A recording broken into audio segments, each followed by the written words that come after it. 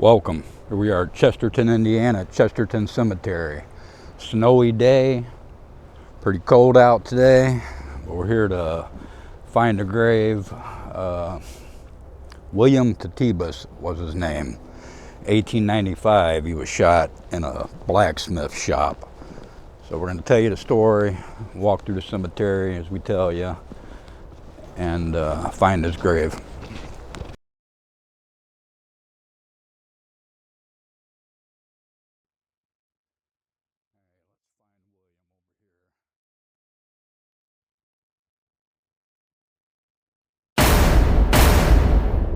The blasting sounds of gunshots disturbed the morning silence at the Truttle and Shaner's blacksmith shop located in the small town of Chesterton, Indiana.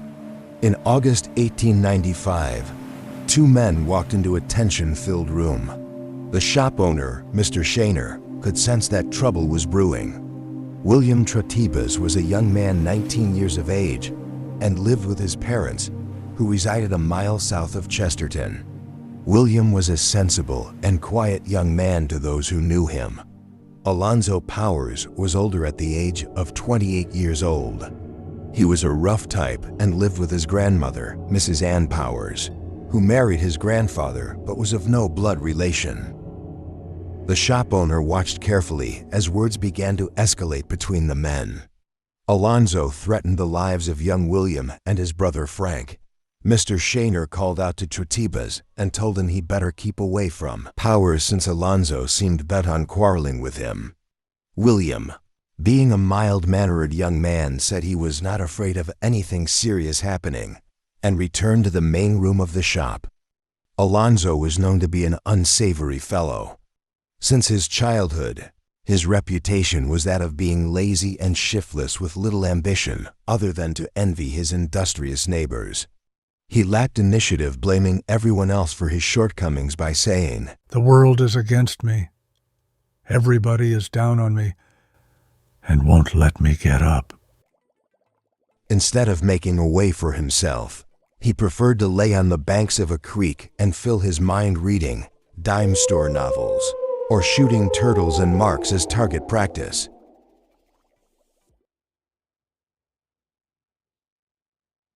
Many in the community felt that he would be quick to draw his gun on anyone like the characters in his novels.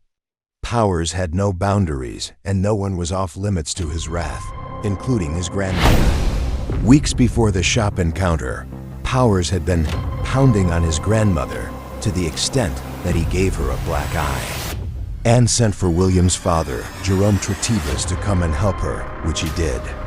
She told Jerome her story, and he advised her to have Alonzo, also known as Lon, arrested to rid him from her life for good. However, she was reluctant to do it. Powers thought that the Tratebas men were out to get him. A few days before his run-in with William at the shop, he overheard a conversation held between John, Will, and Frank Tratebas at the door of the Powers house. The men had made a trip to the house where John's wife was at to pause and stop outside the door for a short conversation. Alonzo Powers was hiding behind a tree nearby, and it's presumed that he may have heard the word power and imagined that he was the topic of their conversation. The next day, Powers jumped at Will, being the first of the trio that he saw, and accused him of conspiring against him. William thought the accusation was ridiculous and treated the incident lightly. Even though he was inclined to strike Powers, William refrained once he saw a revolver in Alonzo's coat pocket. It was on Thursday morning that Will Tratebas visited Truttle and Shaner's blacksmith shop, as customary to cross paths again with Powers. In spite of Mr. Shaner's warnings to leave the premises before it was too late, William and Powers came together and clinched in a fight. Mr. Truttle separated the men with a strong warning that there would be no fighting in his shop. Seconds later, Powers stepped back a pace or two, put his hand to his right hip pocket, pulled a revolver, saying, "You son of a bitch, I'll end you," and fired not once but twice at young William. Both shots struck Tratebas full in the breast, in close proximity to the heart, and either shot would have proved fatal, and both made it sure. All right, here we go. I think I found it.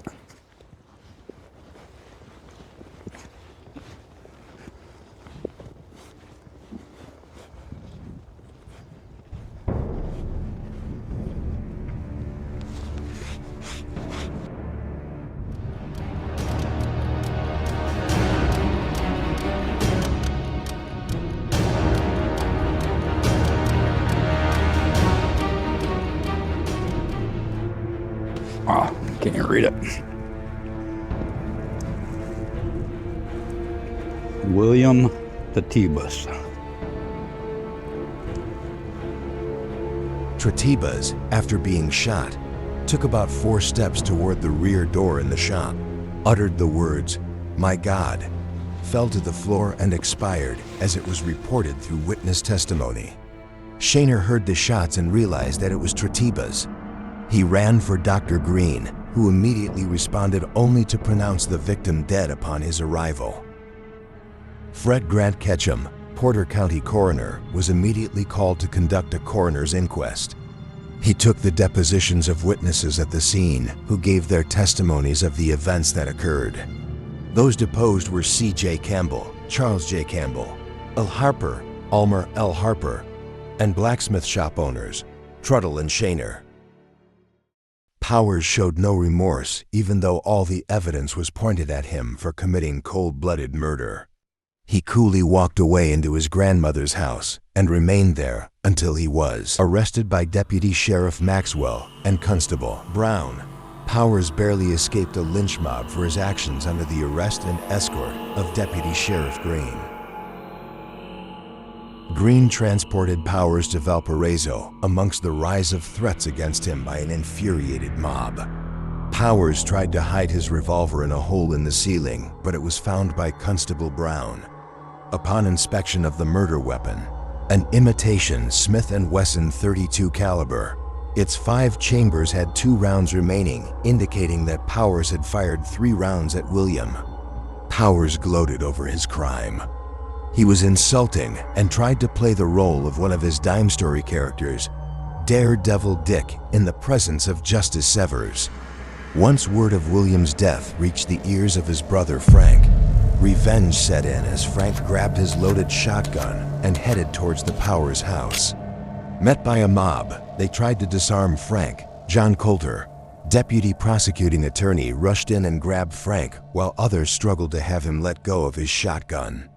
There wasn't a single reason that led to Powers' actions, but yet some reasoned it was a combination of incidents that caused Alonzo to take William's life. Some speculated that it may have been that William stood up and defended his brother's side of recent difficulties he had with Powers. In the end, Powers faced trial for the murder of William R. Tratebas. Knowing that he barely escaped the noose of his peers, Powers' attorney asked for a change of venue so Alonzo could stand trial in LaPorte County instead of Porter County. He was arraigned before Judge Hubbard with many witnesses for the state and only 5 for the defense. Alonzo Powers pled not guilty to the charge brought against him. A venire of 21 jurors had been exhausted until 12 jurors were selected. Powers faced the death sentence or life in prison. Representing Powers was Judge Johnson and H. H. Loring of Valparaiso and E. Weir of LaPorte. Prosecuting attorney Hurd and Judge Krumpecker of Valparaiso and attorney John Richter of LaPorte were seated at the state's table present for the prosecution. Judge Johnston opened for the defense, outlining a theory of self-defense. The jury was in session 8 hours and 15 minutes, excluding time allowed for supper. According to a juror, the deliberations occurred as follows. Upon making ourselves acquainted with the surroundings in the jury room, we took a ballot to ascertain if the man was guilty of murder. The result was unanimously yes. Next, we endeavored to decide in what degree the prisoner was guilty. The result was 11 first degree, 1 third degree. Then the clash began. This one juror was not in favor of hanging, and it took 2 hours to convince him that it was not necessary to hang a man if found guilty of murder in the first degree. In the meantime, other jurors, to prevent too hasty an action, jumped from their first vote, and at one time there were as many as 3 votes for manslaughter in the 3rd degree, which is punishable by imprisonment for not less than 2 years and not more than 21 years. Gradually, the jurymen drifted back to their first vote, and it was decided by the 12 voters that the prisoner was guilty of murder in the 1st degree, which is punishable by death or imprisonment for life, being left to the discretion of the jury. In this case, not one of the jurymen voted for the death penalty, which left but one alternative, that the prisoner should spend the remainder of his days in the state's prison.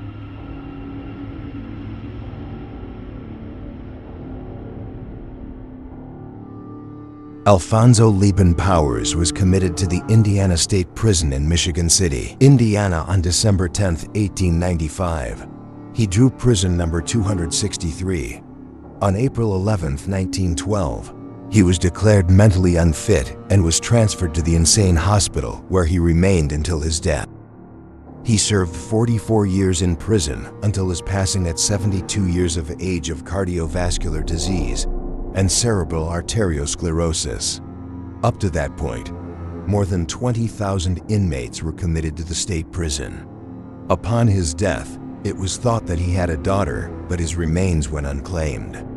No family, if any, ever stepped up to identify him as their own. Instead, he was given a prison burial.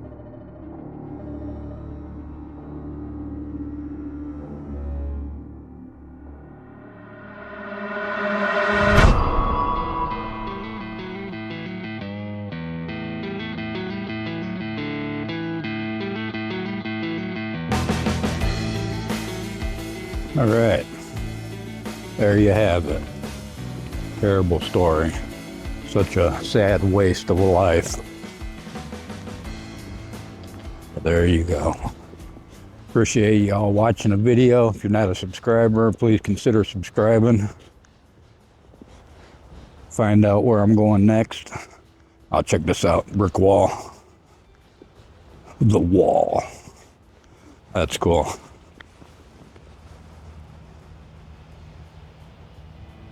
And we'll see you on the next one. Y'all be safe.